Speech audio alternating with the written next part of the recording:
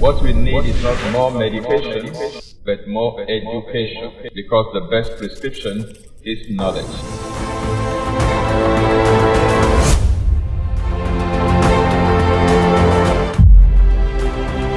This is Exposé coming to you live from Lagos, Nigeria, every Monday on Instagram, YouTube, and Facebook simultaneously.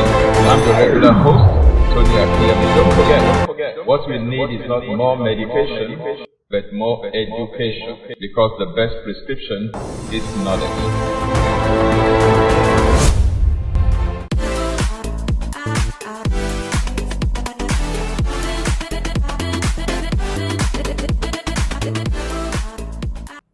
Welcome. This is Exposé with Tony Akinyemi. This beautiful Monday evening, I thank you for always finding time to join me. I hope the content we are bringing to the table have been very useful and usable to you. We are discussing environmental toxins in this series, and so far we've covered a lot of ground. This is the third episode, I believe, in the series, in this season 15 on Exposé with Tony Akinyemi. What we need is not more medication, but more education. That's why we're bringing you content to help inform you and equip you so you can be in a position to help yourself to some degree in your life's journey as far as your health and your wellness and well-being are concerned. All right, so we signed off last week looking at some regular toxins that we know of in our environment, and that is where we're going to start from today. And we will also be looking at how these toxins impact us. It impacts us differently. It's not the same effect in everybody. I have seen people who have probably same amount of some heavy metals found in their body, and yet one person is exhibiting symptoms, the other person is not exhibiting symptoms. We have different thresholds. The important thing is for all of us to find our status, what is our status, and then deal with it before they become symptomatic, before they begin to produce symptoms in our body. That's wisdom as far as I'm concerned.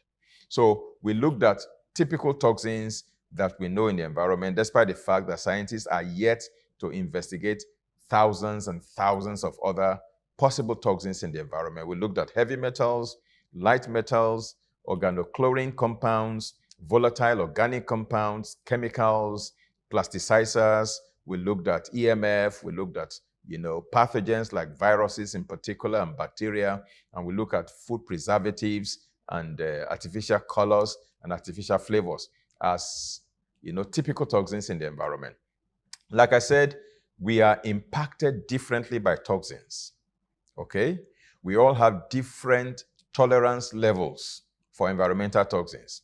Some people can tolerate toxins surprisingly well, whereas, some others just can't tolerate the tiniest of amounts. They will begin to experience symptoms. However, all of us are impacted in some ways, whether we realize it or not. We could all live healthier and longer lives without these toxins. That's the point we are making.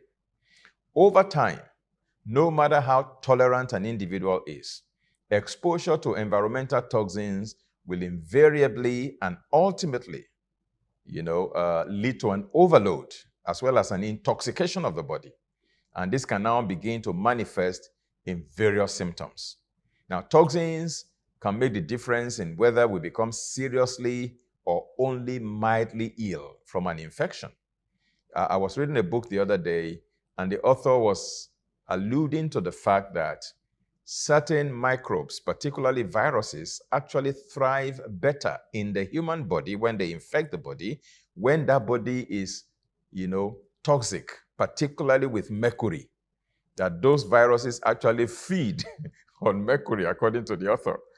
So toxins can make the difference in whether we become seriously ill or mildly ill from an infection, and how well and quickly we're able to recover afterwards. Now, there are many symptoms of toxicity or toxemia, ranging from fatigue to headaches and migraines, to skin problems, to digestive issues, to poor memory, to pain and other health problems. All of these could be telltale signs of toxicity or toxemia. Sometimes some diseases that are considered mysterious diseases could be as a result of, environmental toxicity or heavy metal toxicity.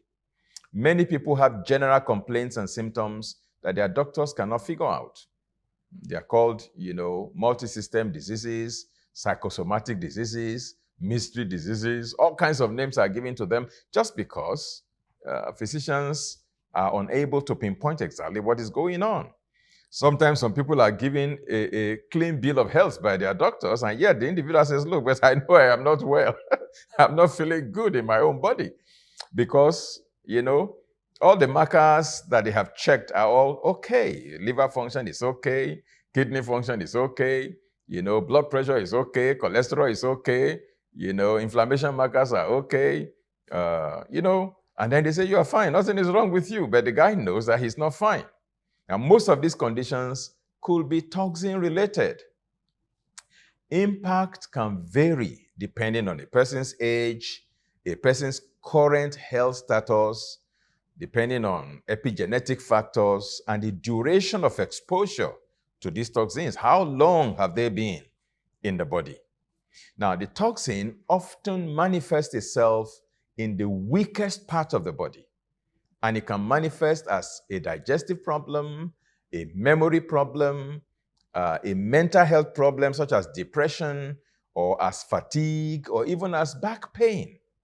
Usually also, despite good treatments and therapies, these people that are loaded with toxins do not recover well because the underlying toxins prevent self-healing and self-regulation of the body. And this is referred to as healing blockage, which means that these toxins can actually block the process of healing and the process of recovery. There are consequences for toxicity when we allow our bodies to become toxic. Toxicity can create, immediate short-term problems that can be evident on the spot as soon as the person is exposed. Those are called acute effects. Or the effects could be delayed till many years down the road. Those are called the chronic effects. And many times the dots are not connected.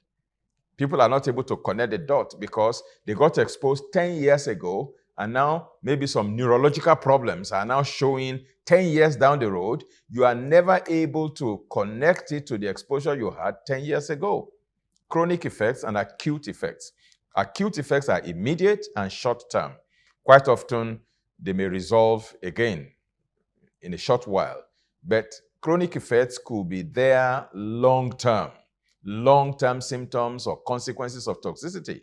Okay, now some people experience symptoms of toxicity immediately that may include things like vomiting or rashes on the skin or lightheadedness or general malaise or difficulty breathing, respiratory problems, and so on and so forth on the spot. That you will know that this person is in trouble. This person needs help. This is acute poisoning going on there because of exposure to that toxin. But then some other people don't manifest on the spot, but then on the long run, down the road, they can develop problems like Alzheimer's disease. These are long-term consequences of toxicity. Problems like anxiety disorder, asthma, attention deficit and hyperactivity disorder, autism spectrum disorders, autoimmune diseases, brain fog, even cancer can be a downstream problem as a result of mercury toxicity or lead toxicity or what have you, or arsenic toxicity. Chronic fatigue, chronic kidney disease, chronic migraines, chronic pain, chronic illness, chronic inflammation, dementia, depression, even diabetes, fibromyalgia, GI problems, gastrointestinal disorders, hormonal imbalances, sometimes inability to lose weight. You've done everything to lose weight and yet the weight is just not falling off. Inexplicable body movements and tremors, all of that can be as a result of those things. Insomnia, inability to fall asleep quickly or to sleep deep or sleep for long, okay? Memory loss, menstrual problems, all of these could be long-term consequences of toxicity. Now, what I'll be trying to do today is to look at various diseases and symptoms that may be caused by environmental toxins, and then I'll seek to categorize them. So we look at different categories of symptoms and different categories of diseases that may be related to environmental toxins. Now, the first category we'll be looking at today is cancer. Certain cancers such as lung cancer, skin cancer, bladder cancer, all of these can be as a result of environmental toxins. Now, these cancers can be caused by exposure to harmful substances such as asbestos, nicotine in tobacco, ionizing radiation, in the environment, electromagnetic frequency, chemicals and pollutants in the air or in our water, and what have you. Now, when it comes to cancer, there are many different types of carcinogens. I hope one of these days we'll be able to do another season, a series of episodes on cancer alone. But let me just bring this one in free of charge. You don't have to pay for this, okay? Now, the causes of cancer, the things that cause cancer or things that can contribute to the causation of cancer, they are called carcinogens. That's cancer-causing agents, carcinogens. Now, carcinogens can be classified into many groups. You have biological carcinogens, you have chemical carcinogens, you have physical carcinogens. Okay, now, biological carcinogens are biological agents such as viruses, fungi, bacteria that can cause cancer. Those are biological carcinogens. Okay, now something like H. pylori. H. pylori is a bacterium that can infect the stomach, and it can be there for years, typically, leading to peptic ulcer, gastritis, and what have you, and not allowing the ulcer to heal. Helicobacter pylori, H. pylori. That's the name of the bacterium. Now, if it is not addressed and it lingers for years, it can lead to stomach cancer. That's a biological carcinogen. There are certain fungi that can also lead to cancer. That's a biological carcinogen. There are certain viruses like the human papilloma virus, HPV, that can infect the cervix of a woman and can lead to cervical cancer down the road. That's a biological carcinogen. Then there is the HIV virus, which can lead to a particular type of skin cancer that is known as Kaposi's sarcoma, which is also, a type of cancer caused by this HIV virus. That is another biological carcinogen. And then chemical carcinogens. Chemicals, mercury, lead, arsenic, nicotine in tobacco, and all of these things can cause different kinds of cancers. These are all toxins in the environment. They can cause cancers. And then we have physical carcinogens like electromagnetic, frequency ionizing radiation that can also lead to different kinds of cancers. Okay, that's why personally, I don't subscribe to the idea of women doing, annual mammograms, because mammography exposes a woman to heavy amount of radiation. How can you be exposing your breast to radiation every year just because you want to detect cancer? Cancer is not there, you want to detect it, and so you expose your breast to radiation this year. And you see, these things, they linger in the body. They don't get out of your system. Once radiation enters into your system, they don't leave on time. They take years before they go out of your system. Okay? So every year you are accumulating and building up the radiation in your breast, and before you know it, the radiation itself now causes breast cancer. I subscribe to another way of checking your breast out. If you're interested in doing that, it's called thermography. So you do a thermogram. It's a camera that takes, the image of any part of the body, particularly of the breast, and it can show the heat patterns. Thermographic images, they are safer. Thermography is safer. It doesn't put radiation in your body. It doesn't even come in contact with the breast. Because when they do mammograms, they put, the breast between two plates, and the plates will compress the breast to scan, the breast with radiation. And if there is any lump that is cancerous in the breast, the compression itself can even burst the lump and make it to spread quickly throughout the breast. There are some investigations that I personally don't subscribe to, even though it is practiced in conventional medicine.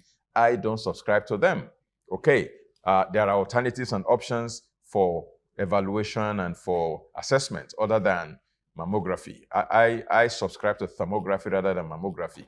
Okay, so there are diseases and symptoms that are caused by environmental toxins. And the first category that we're looking at are, diseases such as cancer. Okay, we have probably 5 or 6 more categories to talk about today. So don't go away. As we go on this very short break, we're going to be back and I will continue with this conversation. This is Exposé with Tony Akinyemi. What we need is not more medication, but more education. For the best prescription is knowledge. I'll be back shortly. Meet Emily. She is passionate about living a healthy life, but finds it difficult to access information on health and wellness. Cancer is survivable.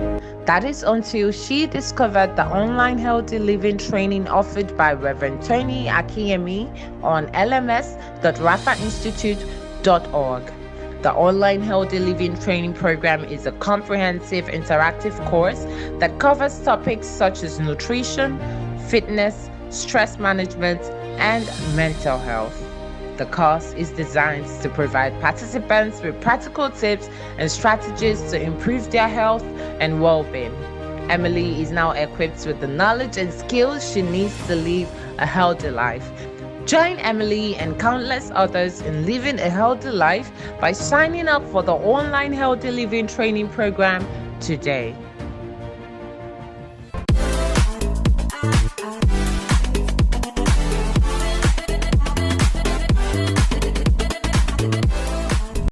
Welcome back. This is Exposé with Tony Akinyemi. I'm your regular host. We're talking environmental toxins. We're looking at how environmental toxins impact on our health, wellness, and well-being. And what I'm doing right now is trying to categorize the different categories of diseases and symptoms that could be generated by environmental toxins. The first category are cancers, which can be caused by different types of environmental toxins like electromagnetic frequency, ionizing radiation, like asbestos, and so on and so forth, even biological agents. Now, the second category will be cardiovascular diseases and symptoms. These can be caused by air pollution and other harmful environmental factors, like myocardial infarction, which is a fanciful, word for heart attack. We lay people, we call it heart attack. Medical people call it myocardial infarction. Like cerebrovascular accidents. We lay people, we call that stroke. Okay, stroke can be caused by, environmental toxins, then hypertension, high blood pressure, and atherosclerosis, which is the narrowing and hardening of blood vessels due to plaque deposit and what have you. Okay, so these are diseases and symptoms that can be caused by environmental toxins. I'm not saying it is only environmental toxins that cause these diseases, but I'm saying that environmental toxins can cause these diseases, among other things. All right. Okay, the third category will be neurological diseases. And for me, I think this is where certain environmental toxins like heavy metals actually impact us neurologically. Neurological diseases, such as Alzheimer's disease, Parkinson's disease, MS, that's multiple sclerosis, neuropathy, numbness, tingling, pins and needles. Some of these things may be related to, environmental toxins, particularly toxic metals like lead, like mercury, like, aluminum, like arsenic, like cadmium, all of these things. So if anybody is exhibiting any neurological symptom whatsoever, one of the things I would definitely recommend that the person should do is to go check your heavy metal status. And that can be tested either doing your hair analysis. They do hair analysis to check the type of toxins that are inside your body. They analyze your hair. It's called hair analysis. Some laboratories do it in Nigeria now. Just check around for major laboratories and find out which of them can do that. Some they collect your urine samples and test your urine for heavy metals. Some do blood tests to check your heavy metals in the blood. Now, when I did my own heavy metal test in the USA in 2004, what they did for me was that they gave me an intravenous infusion to provoke, heavy metals that are hiding in various tissues in my body, bring them out and dump them into my blood so that my kidneys can extrude them. They bind to certain agents and it will be extruded so I can urinate them. So they gave me a potty to collect my urine overnight. So I collected my urine overnight and then I took the urine back to the clinic and there they sent it to the lab for analysis. And when the chart came out, I wish I brought the chart here to show you. I still have it at home. My mercury was through the roof. My lead level in my body was through the roof. And so immediately they put me on heavy metal chelation. Of course, that was not the only thing I did. That was one of the therapies I had to go through to get rid of heavy amount of lead and heavy amount of mercury in my body. All right? Now, if anybody is exhibiting any neurological symptom, take it from me. This is gospel truth. Go and evaluate yourself for heavy metals. Now, it may not be heavy metals alone, or it may not even be heavy metals at all, but at least it's important to check. Just go and test. So if they say, oh, no mercury in your body, no lead in your body, no cadmium in your body, no arsenic in your body, no antimony in your body, fine. At least you have ruled it out. But in case it is there, then you can go for heavy metal detox.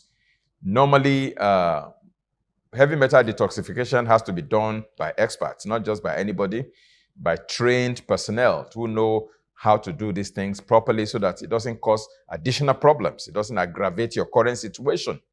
Okay, most, chiropractic doctors, naturopathic doctors, and functional doctors, integrative doctors, integrative MDs, medical doctors in America, in Canada, and various other, places like that, in Mexico, in all of those places, they do heavy metal detox.